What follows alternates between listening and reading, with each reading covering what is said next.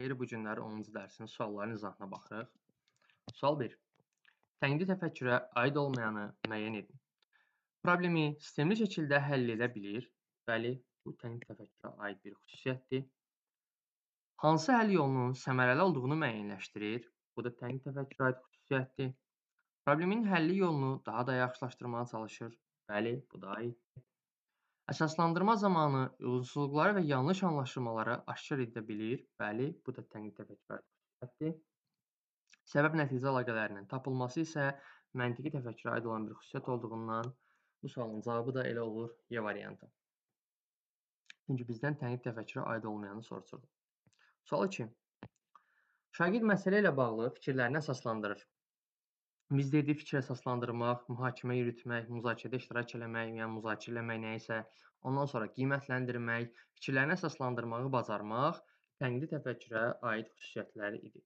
Və ikinci sualın düzgün cavabı olur B variantı tənqidi təfəkkür. Sual 3. Hansı tapşırıq şagirddə tənqidi təfəkkürü formalaşdırmır? Yer kürəsinin necə yaranması mövzusunu fərqli kitablardan araşdırmaq. Baxın, biz fərqli kitablardan araşdıraraq, belə deyək də, oxuduğumuz məlumatları təhlil edirik, analiz edirik və onlara qiymət veririk. Bu, bizdə tənqidi təfəkkürü formalaşdırır. Ona görə bu düzgündür. Orta ixtisas təhsilini ali təhsil sistemi ilə müqayisə edərək dəyərləndirmək. Baxın, burada dəyərləndirmək görürük. Orta ixtisası ali təhsil müəssisəsində müqayisə edib dəyərləndirmək və dəyərləndirmək varsa, dedik ki, bu tənqidi təfəkkürə aid bir cümlədir. İnternet resurslarından istifadə edərək Xəzərin təsərrüfat əhəmiyyətini təhlil eləmək. Biz hər hansısa bir məlumatlardan istifadə edib Xəzərin təsərrüfat əhəmiyyətini təhlil edirik, yəni analiz edirik. Xırdalığına qədər gedirik ki, Xəzərin təsərrüfat əhəmiyyəti nələrdir və bunu ediriksə, deməli tənqidi təfəkkürü formalaşdırırıq biz özümüzdə. Bu da doğrudur, yəni aiddir. BMT təşkilatına üzv olan ölkələri sadalamaq və fəaliyyətlərini söyləmək. Baxın, burada yalnızca nəyisə sadalayırıq və onların nə işə yaradığını söyləyirik. Burada tənqidi təfəkkürümüzdən istifadə edərək öz fikrimizi bildirmirik. Yəni, öz fikirlərimiz və yaxud da ki, hər hansı bir araşdırma nəticəsində təhlil aparmağımız yoxdur burada. Yəni, ona görə də tənqidi təfəkkürü formalaşdırmayan, belə deyək, cümlə burada olur D variantı. Y-yə baxaq. Hacıqara əsərini müxtəlif nöqteyi nəzərdən dəyərləndirmək. Bəli, yenə burada dəyərləndirmə feilini görürüksə, bu da tənqidi təfəkkürü formalaşdırmaq bir cümlə olur. Deməli, sualımızın cavab variantı olur D variantı. Sual 4. Tənqidi düşüncəyə malik insana aid deyil. Arqumenti müəyyənləşdirə bilir. Bəli, bu insan arqumenti müəyyənləşdirə bilir. Doğrudur. Fikirlərini dəqiq və rabitəli formalaşdırır. Bəli, bu da doğrudur. Fikirləri bir-birindən əlaqəli olur və düzgün formada fikirlərini çatdıra bilir. Problemi sistemli şəkildə həll eləyir. Bəli, biz dedik ki, problemi sistemli və səmərəli həll eləyən tənqidi düşünən insandır. Sadə formada həll eləyən məntiqi düşünən insandır. Yəni, məntiqi düşüncəyə malik bir xüsusiyyətdir. Yeni yolla həll eləməsi yaradıcı düşüncəyə malik olan bir xüsusiyyət idi və burada da doğrudur D variantı. Müxtəlif baxışları təhrif edərək təqdim eləyə bilir. Xeyr, bu səhvdir. Təhrif edərək yox, təhrif etmədən təqdim eləyə bilir tənqidi düşünən insan. Heç bir fikri təhrif eləmir, yəni dəyişdirmir, belə deyək, fərqli yönə çəkmir. Olduğu kimi təqdim eləməyi bacarır, hər hansısa bir oxuduğu və yaxud da aldığı bir məlumatları. Bu da elə bir səhv olan variantımız olur D variantı. Çünki təhrif eləmir. Əksinə düzgün deyir. Bu da isə deyir təhrif edir. Y-yə baxaq. Deyir, işi görməzdən əvvəl onun mümkün nəticələrini görə bilir. Bəli, doğrudur. Sonda hansı nəticənin deyək ki, çıxacağını işin əvvəlində o adam proqnoz eləyə bilir də, tənqid düşünən insan yəni. Sualımızın düzgün cavabı oldu D. 5-ci suala baxaq. Tənqidi təfəkkürü inkişaf etdirən bacarıqlara aid deyil. Baxın, Sokrat dialoqu, fakt yoxsa fikir, gəlin bunu müzakirə edək və qaydalar. Bunların hər biri tənqidi təfəkkürü formalaşdıran, belə deyək də, bacarıqlardır, üsullardır. Beyin əmləsi isə yaradıcı təfəkkürü formalaşdıran üsuldur. Yəni, bacarıqlara aid deyil. Elə səhv olan variantımız da olur Y variantı. Deməli, keçdik 6-cı suala. Toplanılan və təhlil olunan məlumatları birləşdirib nəticə çıxarmaq. Baxın, mən dərsin video izahında bildirmişdim ki, 5 dənə bacarıq var və bu 5 dənə bacarığın qısa, belə deyim, müəyyən sözlərlə tapmaq olardı. Biz deyirdik ki, məlumatları birləşdirmək, qruplaşdırmaq və ondan sonra nəticə çıxartmaq. Bu elə nəticə çıxartmaq bacarığına aid bir xüsusiyyət sayılırdı. Ona görə də 6-cı sualımızın düzgün cavab variantı olur A.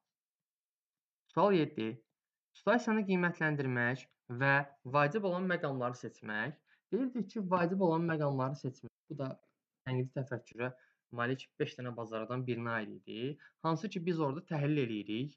Belə deyək, təhlil eləyən zaman vacib olanları seçirik və təhlil eləyib vacib olanları seçirsənsə, bu təhlil etmə bacarığının xüsusiyyəti sayılır. 7-ci sualın düzgün cavab variantı olur Y. Sual 8. Mənəvi məsələlərlə bağlı verilən məlumatlardan biri seçilir və əsaslandırılır. Verilmiş nümunə tənqidi təfəkkürü formalaşdıran hansı üsulun xüsusiyyətidir? Baxın, biz deyirdik ki, mənəvi məsələlər verilir və şagirdlər burada fikirlərini bildirərək sonra onu əsaslandırmalıdırlar. Bu, gəlin bunu müzakirə edək üsulunda idi ki, biz şagirdlərə belə bir məsələ verib və onlardan əsaslandırma istəyirdik. Sualın düzgün cavabı olur C variantı. Sual 9. Tənqidi düşünən insana aid deyil. Müstəqil şəkildə öyrənə bilir və yaxud da ən azından bu cür öyrənməyə marağı var. Bəli, bu tənqidi düşünən insanda olan bir xüsusiyyətdir. Əsaslandırma zamanı uyğunsuzluqları və yanlış anlaşılmaları aşkar edə bilmir. Xeyr, aşkar eləyə bilir, səhvləri görə bilir, düzləri görə bilir, onu təhlil eləməyə bacarır. Aid olmayan, yəni səhv olan cümlə elə burada B variantıdır. Digərlərinə baxaq. Bir fikrin çoxları tərəfindən qəbul edilməsi ilə həmin fikrin etibarlı olub-olmaması arasındakı fərqi görə bilir. Bəli, doğrudur. Hamı bir şey inanırsa, bu doğru olmaya da bilər. Yəni, tənqid düşünən insan bu düşüncəyə malikdir. Müxtəlif baxışları təhrif etmədən, süni şəkildə şişirtmədən və yaxud da ələ salmadan təqdim edə bilir. Yəni, hər şey olduğu kimi təqdim eləməyə bacarır. Bu da doğrudur. Tənqid düşünən insana aiddir. Özünün fikirlərinin yanlış ola biləcəyi, fikirlərində qərəzliyə yol verə biləcəyi və ola bilsin ki, şəxsi qərəzliyə yol seçimlərini, daha doğrusu dəlillərdən üstün tutduğunu qəbul eləyir. Bəli, bu da doğrudur. Yəni tənqidi düşünən insana aid olan bir xüsusiyyətdir. Bizim isə burada səhv tapdığımız variant B variantı idi. 9-cu sualın cavabı oldu B. Sual 10. Problemi müəyyənləşdirmək, verilmiş nümunə tənqidi təfəkkürü formalaşdıran hansı bacarığın xüsusiyyətidir? Baxın, deyirdik ki, bir məsələnin, problemin nə olduğunu müəyyənləşdirirdiksə, bu bizdə müşahidə bacarığının olduğunu göstərirdi. Sinifdə hər hansı bir problem var idi və biz o problemin nə olduğunu konkret müəyyənləşdiririksə, bu bizim müşahidə bacarığımızın olduğunu göstərirdi və problemi müəyyənləşdirmək də müşahidə bacarığının xüsusiyyətidir. Onun sualın cavabı olur D. Mövzu haqqında müzakirə etmək, verilmiş nümunə tənqidi təfəkkürü formalaşdıran hansı bacarığın xüsusiyyətidir? Baxın, burada müzakirədən söhbət gedir. Yəni, qarşılıqlı fikir mübadiləsindən söhbət gedir və qarşılıqlı fikir mübadiləsi də ünsiyyət və fikir ifadə etmək bacarığının, belə deyək də, formalaşdıran zaman bacarığının xüsusiyyətidir. Həmin bacarığın xüsusiyyətidir. Həmin bacarıq formalaşdıran zaman istifadə olunur. 11-ci sualın düzgün cavabı olur B variantı. Ehtiyacı və yaxud da istəyi müəyyən etmək, verilmiş nümunə tənqidi təfəkkürü formalaşdıran hansı üsulun xüsusiyyətidir? Biz dedik ki, tənqidi təfəkkürü formalaşdıran bacarıqlardan başqa müəyyən üsullar da var idi. Biz burada dərsdə 8 dənə üsulun adını çəkmişdik və onlardan biri də ehtiyacı və istəyi müəyyən eləmək üçün belə deyək, istifadə etdiyimiz üsul idi və bu üsulun adı da seçim etmək idi ki, biz seçim edirdik ki, hər hansısa verilən deyək ki, fikirlər bizim ehtiyacımızdırmı, əşyalar mı ola bilər və yaxud da anlayışlar mı ola bilər? Deyək ki, məsələn, bunu çox vaxt əşyalar üstündən başa salırıq ki, məsələn, telefon bizim istəyimizdir, yoxsa telefon işlətmək bizim istəyimizdir, yoxsa ehtiyacımızdır. Məsələn, bunu belə deyək də, bu üsulu seçim etmək üsuluna aid. Yəni bu sual belə deyək, seçim etmək üsulunun bir sualıdır. Tənqid təfəkkürü o da formalaşdırmaq üçün bir xüsusiyyətdir. Üsul xüsusiyyətidir, daha doğrusu üsulun xüsusiyyətidir. Sual 13. Deyir, tənqidi düşünən insan problemi hansı yolla həll eləməyə bacarır? Bayaqlar dedik ki, tənqidi düşünən insan problemi bir səmərəli, ikinci də sistemli yolla həll eləməyə bacarır. Burada da səmərəli və yaxud da sistemli axtarırıq. O da olur, burada ancaq səmərəli var, o da olur C variantında. Deməli, 13-cü sualın düzgün cavabı olur C variantı. Sual 14. Tənqidi düşünən insana aid deyil. Əsaslandırma zamanı uyğunsuzluqları və yanlış anlaşılmaları aşkar eləyə bilir. Bəli, doğrudur bu. Fikirlərini əsaslandırarkən dəlillərdən düzgün və qərəzsiz şəkildə istifadə edir. Yəni, doğru və düzgün formada verilən fikirlərdən istifadə edir, doğrudur. Məntiqi cəhətdən əsaslı və əsassız fikirləri bir-birindən ayırd edə bilmir. Baxın, ayırd edə bilir, bilir ki, hansı fikirlər doğrudur, hansı fikirlər yanlışdır. Burada isə deyir, ayırd edə bilmir. Deməli, səhv olan variant elə variantıdır. Digərlərinə baxaq. Kifayət qədər sübutu olmadıqda mühakiməsini kənara qoyur. Bəli, doğrudur. Hər hansı bir məsələ ilə bağlı məlumatı olmadıqda o fikirlərini saxlaya bilir, dayandıra bilir. Bir işi görməmişdən əvvəl onun mümkün nəticələrini görə bilir. Bəli, doğrudur. Sonda bir proqnoz verə bilir ki, bu işin sonunda nə olacaq. Deməli 14-cü sualın düzgün cavab variantı oldu C. Sual 15. Fərziyyələr və bizə adi gələn, düşünmədiyimiz məsələlərlə bağlı fikir bildirmək, verilmiş nümunə tənqidi təfəkkürü formalaşdıran hansı üsulun xüsusiyyətidir? Bu, yad planetli üçün səyahət turunun xüsusiyyətidir. Biz deyirik ki, bizə adi gələn şeyləri yad planetli üçün səyahət turu üsulundan istifadə edərək şagirdlərə bildiririk ki, bu şagirdlərə daha maraqlı gəlsin və onlar fikir bildirməkdən çəkinməsinlər məsələlərlə bağlı. Deməli 15-ci sualın düzgün cavabı olur A variantı. Sual 16. Problemi səmərəli yolla həll etmək, verilmiş nümunə tənqidi təfəkkürü formalaşdıran hansı bacarığın xüsusiyyətidir? Biz deyirdik ki, 5 bacarıq var və 5-ci bacarıq problem həll etməkdir. Və problemi səmərəli yolla həll etmək də problem həll etmə bacarığının xüsusiyyəti sayılırdı. 16-cı sualın cavabı olur C variantı. Sual 17. Sual-cavab texnikasıdır. İnformasiyanı toplamağa və təhlil etməyə əsaslanır. Verilmiş nümunə tənqidi təfəkkürü formalaşdıran hansı üsulun xüsusiyyətidir?